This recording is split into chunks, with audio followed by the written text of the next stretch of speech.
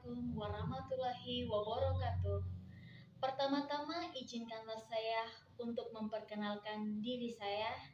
Nama saya Dinisia Modesta Nanariain dengan NIM 441419010, Prodi D4 TLM semester 4. Saya mahasiswa dari Universitas Maharif Hasyim Latif Sidoarjo. Di sini saya akan menjelaskan tentang analisa kadar amonio terhadap air sumur di sekitar aliran sungai tempat pembuangan limbah pabrik di Desa Bonto Cinde, Kabupaten Takalar. Dan di sini juga saya akan menjelaskan beberapa bagian dalam tugas saya. Dan dalam tugas saya ini terdapat 3 bagian atau 3 penjelasan yang terdiri dari prosedur, pembuatan kurva, dan yang terakhir adalah perhitungan. Di sini saya akan menjelaskan terlebih dahulu yaitu prosedur pembuatan kadar amonium dalam sampel air. Di sini sudah terdapat prosedurnya.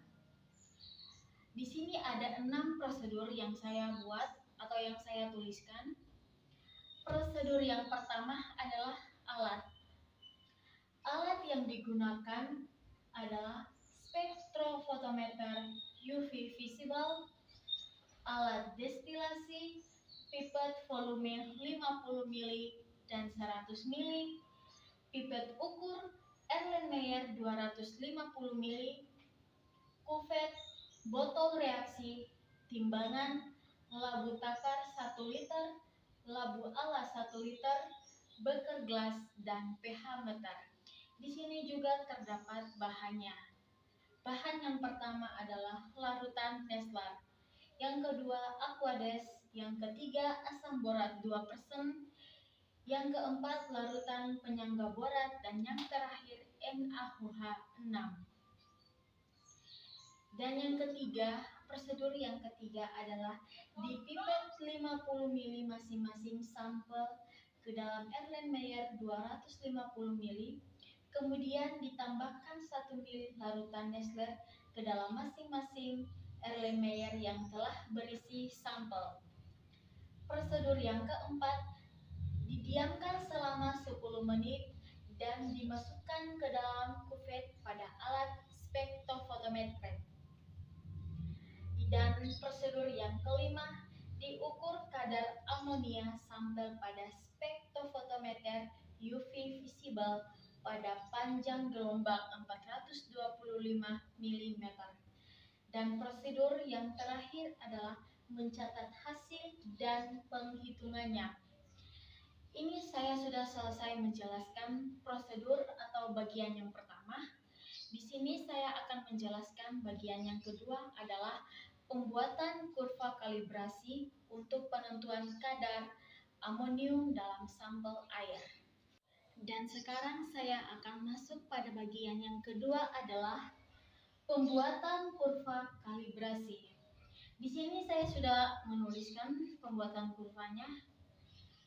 Teman-teman bisa lihat dengan sendirinya. Di sini nilai Y adalah 0,0329 X ditambah 0,3529 dengan nilai R sama dengan 0,931. Nilai 0,09 R 0,99 menunjukkan bahwa kurva kalibrasi adalah cukup baik. Sedangkan nilai 0,95 R 0,99 menunjukkan bahwa kurva kalibrasi adalah baik, dan nilai R 0,99 menunjukkan bahwa kurva kalibrasi linier adalah sangat baik. Di sini juga terdapat keterangannya dengan rumusnya. Di sini adalah keterangan dari Y sama dengan AX ditambah dengan B. Y sama dengan adalah absorbansi, X sama dengan adalah konsentrasi amonium, A sama dengan adalah gradien garis, dan B sama dengan adalah konstanta. Jadi ini adalah penjelasan pembuatan kurva kalibrasi dari saya. Di sini teman-teman bisa lihat sendiri dengan rumusnya, dengan keterangannya masing-masing. Dan penjelasan yang kedua ini, penjelasan pada bagian yang kedua ini sudah selesai saya jelaskan. Saya akan lanjut ke penjelasan yang terakhir atau penjelasan yang ketiga adalah cara penghitungan atau hasil dari pembuatan analisa kadar amonia ini. Di sini saya akan menjelaskan bagian yang terakhir atau bagian yang ketiga, itu adalah perhitungan kadar amonium pada sampel air. Di sini sudah saya lampirkan ada nomor, sampel, kadar amonia, dan keterangan. Nomor yang pertama adalah sampel A. Sampel A, kadar amonianya adalah 0,37, keterangannya adalah normal.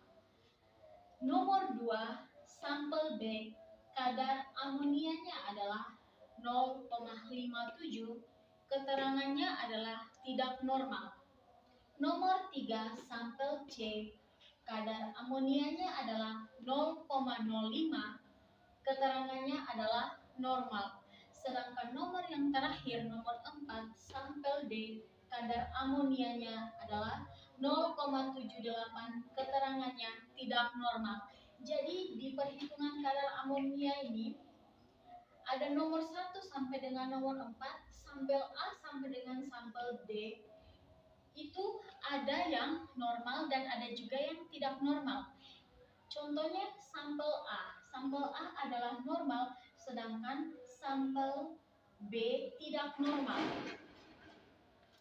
Di sini saya sudah membuat keterangan juga tentang perhitungan kadar amonium ini. Itu diperoleh kadar amonia pada sumur A 0,37, B 0,57, C 0,05, D 0,78, di mana diperoleh nilai yang tinggi pada sumur B dan D. Sedangkan diperoleh nilai yang normal pada nilai A dan nilai C. Jadi, sumur yang tinggi itu didapatkan pada sampel B dan D, sedangkan sumur yang normal adalah didapat sampel A dan C. Jadi teman-teman bisa lihat di sini ada nomor 1 sampai 4, sampel A, sampel D, dan di sini juga keterangannya sudah jelas, normal, tidak normal, normal, tidak normal. Jadi di sini perhitungannya sudah jelas. Nanti saya akan memperjelasnya dalam layar agar teman-teman bisa membaca atau bisa menelitinya dengan baik. Itulah penjelasan dari 3 bagian yang saya jelaskan tadi. Dan demikianlah hasil laporan tugas dari saya. Saya mohon maaf bila ada kata-kata saya yang tidak pantas atau yang kurang berkenan di hati teman-teman dan dosen. Saya mohon maaf. Sekian dan terima kasih. Assalamualaikum warahmatullahi wabarakatuh.